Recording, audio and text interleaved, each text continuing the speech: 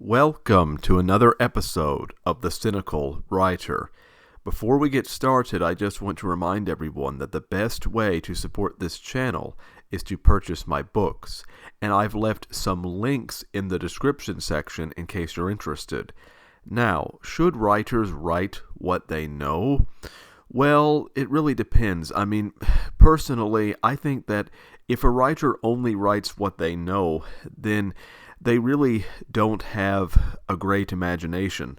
I think that one of the reasons why I and many other people like writing is because they don't want to write what they know. They want to escape from everyday life by imagining other time periods, fantasy worlds, other places. And if you only write what you know, you're going to be very limited in the kind of things that you can explore. Now, of course, it can help when a writer instills, I guess you could say, some aspects of their life into their work, but if their book is an exact replica of something that happened in their life, or if every character is a representation for someone that they know in their life, if, for example, if the villain is somehow a symbol for the writer's abusive father or something like that, well, I just think that writers who do that are being very uncreative, and that's why I'm not really... If I know that a work is autobiographical, it kind of taints my view of it a little bit. And I think writers need to use their imagination. Now, of course, there's a difference between writing what you know, I guess you could say, situationally, and writing what you know emotionally.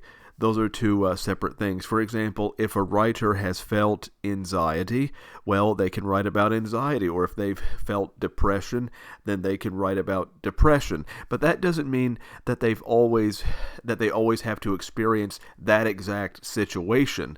I think that writing about what you know emotionally isn't the same thing as writing about what you know situationally. And of course, throughout my work, I've done both to a certain extent. For example, in my book, Empty Sounds of the Wind, one of the characters I imply at least, has dementia. And because of that, he's often confused. He rejects, I guess you could say, the identity of his own son, because his son kind of left him and emotionally injured him. So he's rejecting his son, and he's doing it because he's cognitively impaired, but also because he's been emotionally wounded. Well, of course, my grandfather had dementia. Therefore, I put a lot of the, I guess you could say, dementia signs into this character because my grandfather also had those characteristics. Now, of course, this character and my grandfather are nothing alike in terms of personality, but they're only similar in the fact that they both had dementia. So yes, there have been times where I have drawn from my own life, but I don't do it very frequently. I prefer to use my imagination for the most part, because I think one of the most interesting things about writing is getting lost in your own head and imagining what things are like. I mean, that's one of the reasons why I love writing about the past, why I love period pieces, because period pieces really allow for that when you're exploring other places, other time periods. And one of the reasons I love period pieces, though, is because they're close enough, I guess you could say, to the actual world where you're not having to explain everything like in a fantasy novel, but they're also different because they're in the past.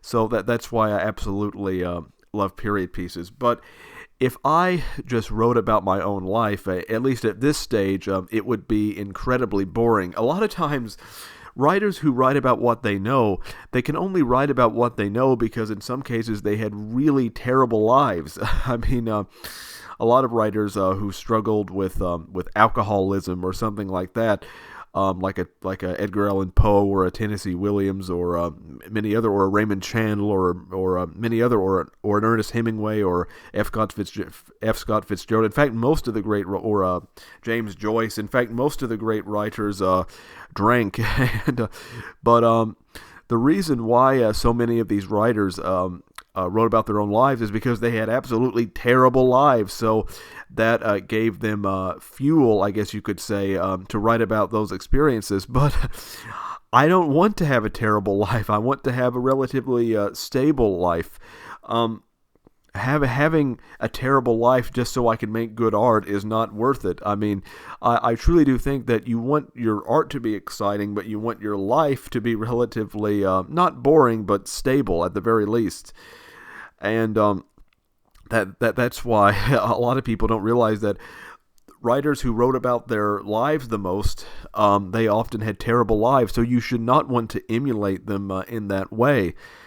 And also, if I tried to write about my own life, it would basically be about some guy who has trouble making a living, who's somewhat socially awkward, and who dropped out of college, and who has a lot of, I guess you could say, anxiety issues. And that might work for one book, but it's not going to, I guess you could say, it's not going to be interesting for an entire series or something like that. Or I couldn't write about that every single time as a book. It simply would not work.